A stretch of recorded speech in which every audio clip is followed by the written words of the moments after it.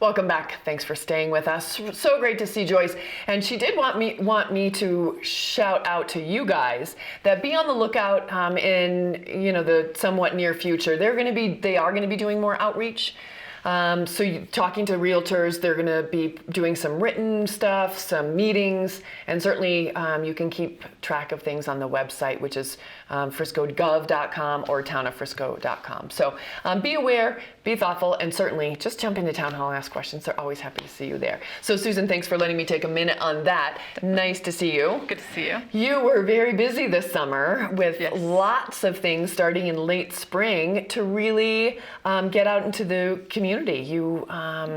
You guys were at all the parks to talk about what's going on with parks, and really have kind of, we were laughing in the break because we were talking very tiny, specific things with Joyce, and now we're really going to be talking about the broad spectrum. Sure, so why don't you kind of go into what you wanted to talk about and what the community plan is? Sure, so the community plan is sort of this broad range guiding document. So it outlines how Frisco will grow in a variety of different avenues. So you were talking with Joyce about housing, and we have some recommendations in the community plan about housing, and town council is obviously really excited about a lot of those. So they're already even charging forward on some of those. We talk about recreation. Recreation is an important component of life in Frisco, and so town council also got really excited with the public interest that came up from the community plan meeting. And it was big. Yes. Were you surprised at how big the response was? I was surprised by the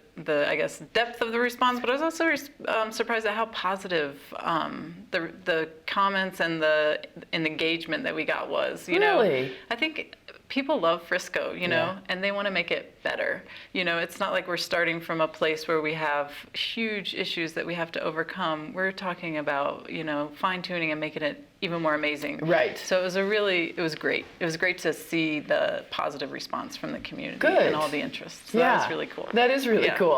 So I'm sorry, I didn't mean to interrupt, but So broad range planning document. It helps decision makers do their job, essentially, make decisions about development proposals, about growth, about code revisions, how we're going to grow and change capital investments in the community, things like that. It sort of sets the framework. It defines who we are and how we want to grow. So it helps us make our decisions by having that all down on paper in one place. So we have this great reference document. How often do you guys do community development plans? So the community plan was last adopted in 2011. Right.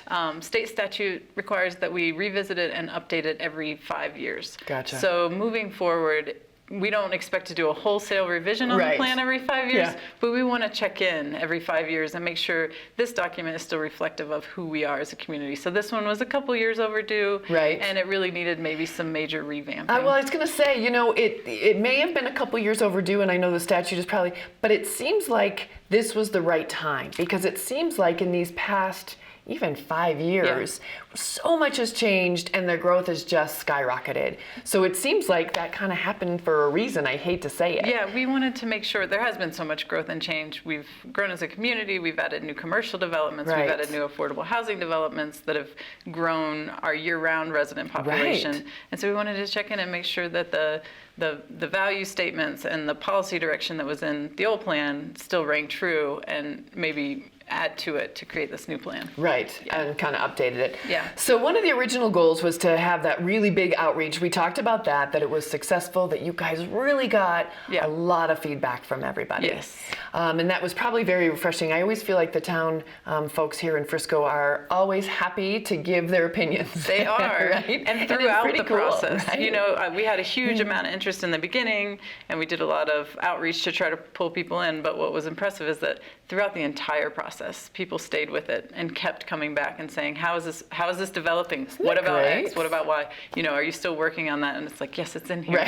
What do you think? Read this policy. So that was really great to have that support and input, because it is the community's plan, Right. So it was good. That is great. So what did you, we touched on it a little bit, but what did you learn from all of these outreaches? Sure. So this is the other interesting thing, you take a community, everybody's got diverse interests and experiences and ideas, but definitely things start to float to the top, and you start to develop these common elements, these common set of values. We call them guiding principles in the plan. So Okay. these are sort of these high-level aspirational statements that you sort of started to hear again and again from people. So it was And not just the same people, but across the board. all the way across the board. They Yeah, just we had started to different rise up focus and bubble. groups. Yeah, we had Right. different focus groups. We had online surveys. We had big, broad public meetings. And you start to kind of develop these themes. And they are things like inclusiveness, Frisco residents value, being a part of this community that is inclusive and welcoming. Our community values environmental stewardship and being responsible with our environmental resources. Recreation, Yeah. huge community value. People love their proximity and their options gosh, for right? recreation. Yeah, which we know. Some things are not surprising. Walkability. Oh, The right. fact that we are a small community and we are very well connected so that we can move around quite easily. Right. They value that. They want to protect and enhance that. So walkability, bikeability, our diverse economy. We like kind of this community character that we have with Main Street and with Summit Boulevard. Summit Boulevard being more of a regional draw, Right. for the whole county, for the whole region. And then Main Street sort of having this unique quality to it that it really attracts visitors, locals, everyone Oh, yeah. to come and shop and dine and linger. So those sort of ideas kind of floated to the top throughout it. And so those became the basis for the plan. And then under each of those guiding principles, we call them, you'll find sort of our policy direction. So how do we want to maintain, protect, enhance that Right. and as we grow? So kind of to use the example for housing and for an inclusive community, we want to make sure that we're able to house locals and house our workforce and support our economy, Right.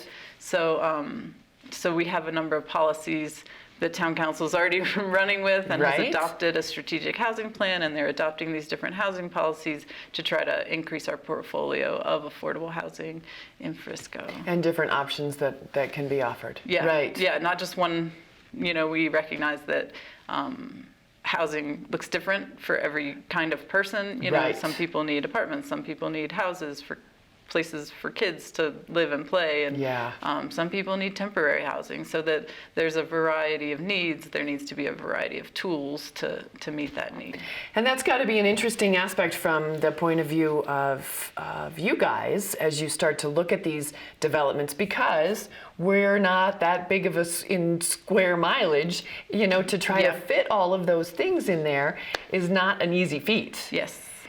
So getting creative. Yeah, Yeah. getting creative. We looked at where are we today? Right. And if we take the zoning that's already in place throughout the town, Yes. how many more dwelling units are we able to add Right. with current zoning? And what does that picture look like? And Yeah.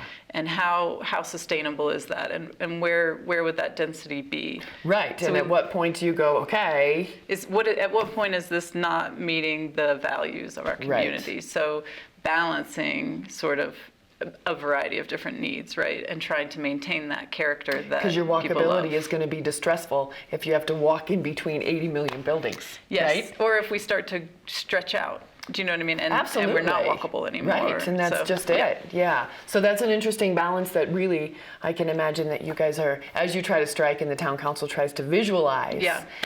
And I really, thinking about it and how much the town has changed in the past 10 years, 5 years, and as you guys look forward, that's a task. Yeah. Because it just is changing so quickly. Yeah. I feel. Yeah, we want to make sure that we're growing in a sustainable way and in line with the values of the community. Right. That we're not creating sort of an animal that we didn't want to out Yes. of our growth. Yes, Yeah. exactly. So then when you let's talk a little bit about some, beyond housing. Yeah. And again, we've all mentioned that this is such an important thing for the town.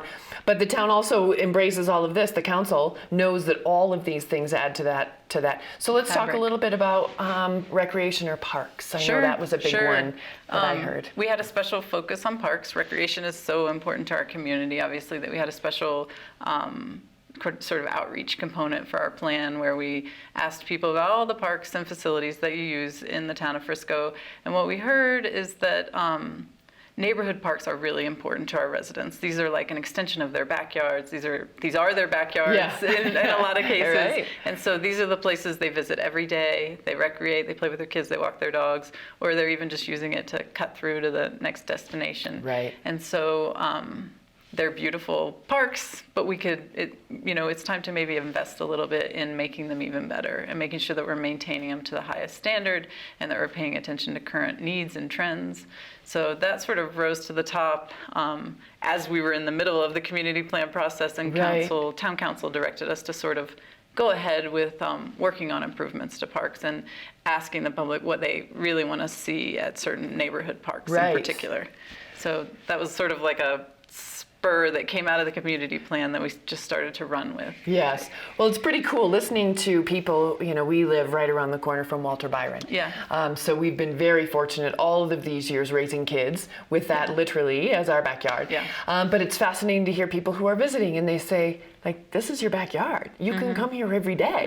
And how much they enjoy it just passing through and what we've done. Now, I know that in a lot of those cases, bathrooms became a big talking point. Yeah. That people wanted to see those, brought in a little bit more modern. Yeah, and year round. I think because we do use those parks year round. We do use them year round, and I think probably 20 years ago, 25 years ago, when a lot of our parks were being built, it was there for the summer. In the winter, everybody's skiing. Right. But as our year-round population has grown, gosh. that demand on the park is year-round. You bet. We play snow football at Walter Byron. We play soccer. We ice skate on the rink down at the Meadow Creek. Exactly. Yeah.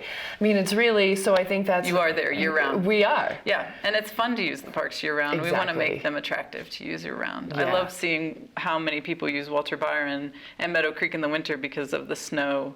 You can see. Isn't it great? See what happened because you can see the whole field is packed down even in January. Exactly, right? It gets a lot of use. Gets a lot of use. Yeah. It really does. So what are some of the next steps? As you mentioned, Town Council has really started to implement some of these. You mentioned parks, and they said, go for it. Housing. Okay, we're working on this. Go for it. What are some other things that you guys feel like need to be those next steps? Sure.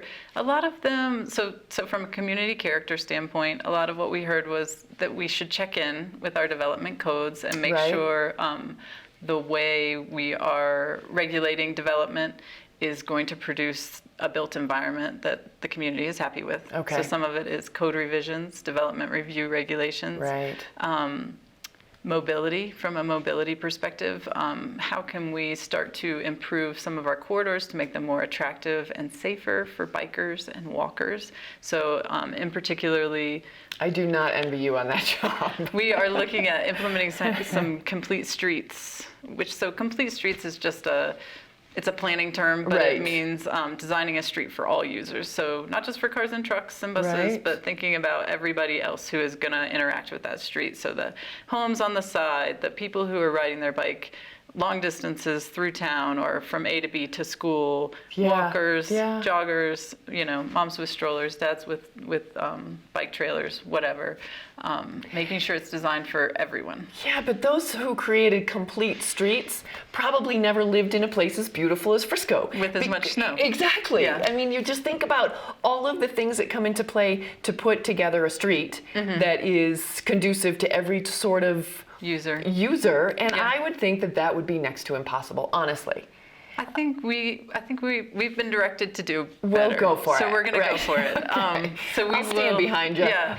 In particular, Granite and Galena are carrying a lot of traffic. Right. Main Street is our commercial corridor, and we have a lot of shopping, and people are moving a bit slower. They're walking. We also know that we have bike traffic, so you have a lot going on there, and just giving kind of some alternative routes for people. And I'll tell you, as a longtime resident, I do a lot of alternative routes. I see you biking on Granite Street with your kids. Because it's that 4th and Main is for as congested as a little town like ours can be, it is. Yeah. And I would love to see how you guys would start to move people in that area. Sometimes you just want to get to the school or get to town hall. So having alternative routes that you can take. Yeah. Well, this is pretty cool. So in terms of I know a lot of this is going on to council now. Yes. But what happens with the community? What do you still need from them? What do you want to hear from them? What are you encouraging our citizens to do? Yeah, definitely to check out the plan, leaf through it. I think it's a great plan not only for our residents and our citizens, but also for people who are thinking about moving here or Right. developing here. It's kind of a guiding document to say, hey, this is who we are and this is how we plan to grow. I think there will be more to come, like I Right. said, for all these projects. So looking at these street cross sections for Granite and Galena, Right. we're going to want to hear from the users. We're going to want to hear from the people Yeah. that live right there. Talking about Main Street and the Gateway redevelopment, both at West Main, Right. improvements along Summit Boulevard corridor and the exit 203.